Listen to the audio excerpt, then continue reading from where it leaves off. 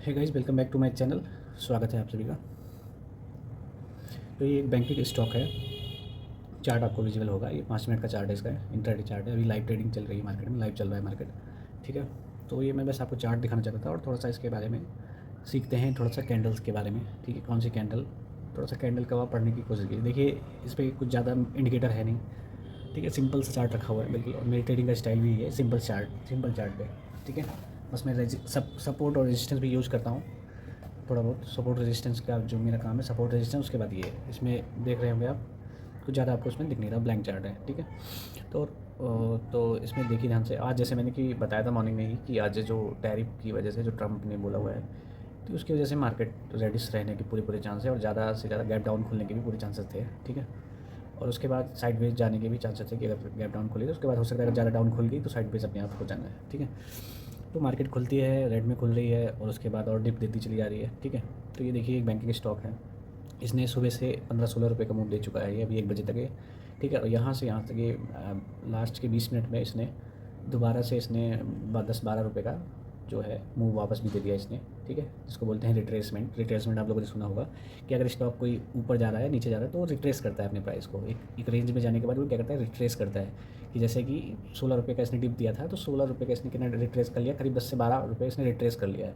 यानी कि जो कि एक अच्छा साइन होता है, कि ट्रेंड चेंज होने का साइन होता है बेसिकली। तो इससे हमें ये पता लगने वाला होता है कि ये अब डाउन से ये अप में जाने की कोशिश कर रहा है। और यहाँ पे जैसे कि अगर ये सेलर्स जो यहाँ पे थे, अब सेलर्स क्या कर रहे हैं, इसको यहाँ पे निकल रहे हैं और बायर्स यहाँ पे इसमें वो हो रहे हैं, एंटर हो रहे हैं। बायर से एंटर हो रहे हैं, इसलिए इसका प्राइस अप और अप होने के चांसेस बनते हैं। लेकिन अभी भी यहाँ पे हर्डल दिख रहा है, क्योंकि यहाँ पे इस एरिया में ध्यान से देखिए, इस एरिया में प्राइस जो है बार बार रिजेक्ट हो रहा है।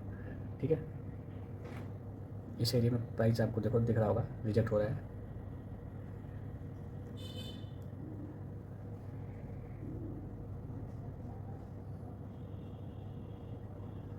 ये थोड़ा सा स्मूथ कैमरा इसका क्लियर नहीं आ रहा, पता नहीं क्या है।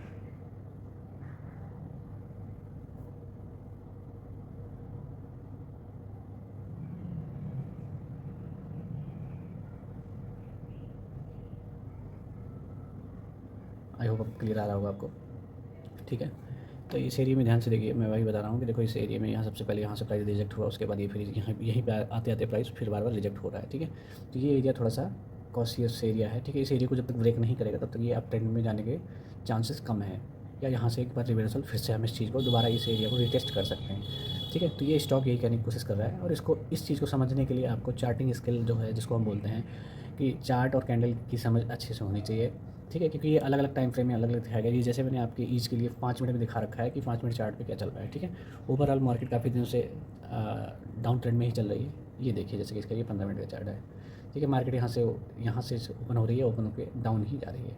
ठीक है। ठीक है। अलग अलग टाइम फ्रेम पे अलग अलग इसका वो आएगा। ठीक है।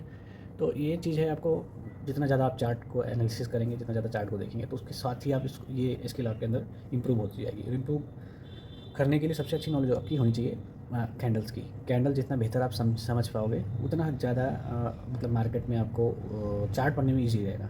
आपको डायरेक्शन का, जो कहते हैं ना, डायरेक्शन नहीं पता लगती, जो नए नए या पुराने भी ट्रेडर उनको डायरेक्शन कभी कभी नहीं पता लगता कहाँ जा रही है मार्केट। बट ये होता है ना कि उसको आप रिलेट कर सकते हो। जब आप एक्सपीरियंस्ड हो जाओगे, चार्ट देखने के ज़्यादा चार्ट देख लोगे ना, तो अपने आप आपको कहते हैं ना कि एक बार देख के ही ऐसे हल्की सी नज़र मार के बता सकते हो कि कहाँ जा रहा है या कहाँ जाने के चांसेस हैं। और अगर मार्केट में ज़्यादा दिन से हो तो ये सब चीज़ें बहुत ईजी हो जाती हैं आपके लिए।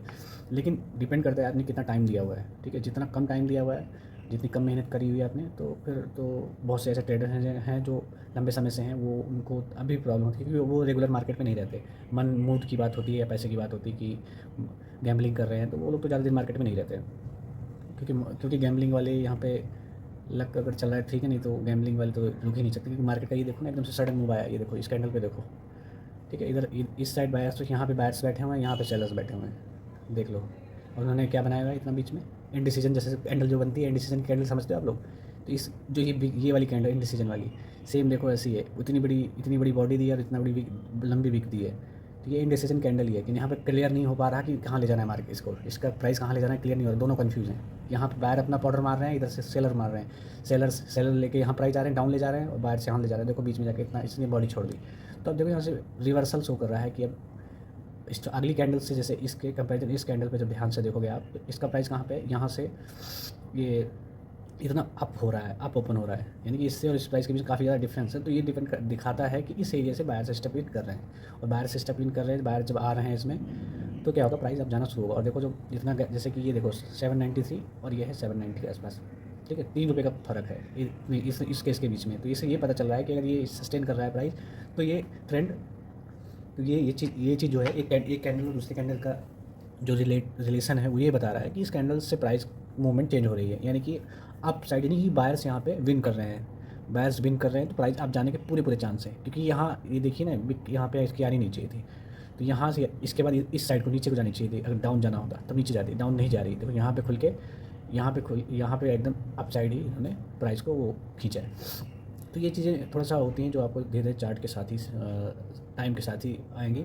स्टार्टिंग में आप ये सब नहीं कर सकते। कैंडल के लिए मैं बार बार कहता हूँ, कैंडल की अच्छी नॉलेज रखिए, कैंडल को समझिए, ठीक है, कौन सी जो पिन बार बनते हैं, डोजी है, हैंगिंग मैन है, उसका रिलेशन और चार्ट पे देखना कि कब कहाँ पे फॉर्म हो रहे हैं, क्योंकि हर जगह उसका मतलब नहीं होता है, डिपेंड करता है कि जो ये कैंडल्स बन रही है कहाँ पे बन रही है, कैसे, ये सपोर्ट एरिया है, रेजिस्टेंस एरिया है, फिर वहाँ पे कैंडल का रिलेशन देखा जाता है। तो वहाँ से रिवर्सल या वहाँ से अप साइड जाने के चांसेस ज़्यादा होते हैं, वो डिपेंड करेगा कैंडल पे और चाप की चार्टिंग स्केल पे कितना आप बेहतर समझते हो चार्ट को। ठीक है, आज के लिए इतना ही गाइज, फिर मिलते हैं नेक्स्ट वीडियो में। अगर आपको कोई क्वेरी वगैरह है तो आप उसमें कमेंट सेक्शन में मुझसे पूछ सकते हो। मिलते हैं नेक्स्ट वीडियो में, तब तक के लिए बाय बाय, टेक केयर।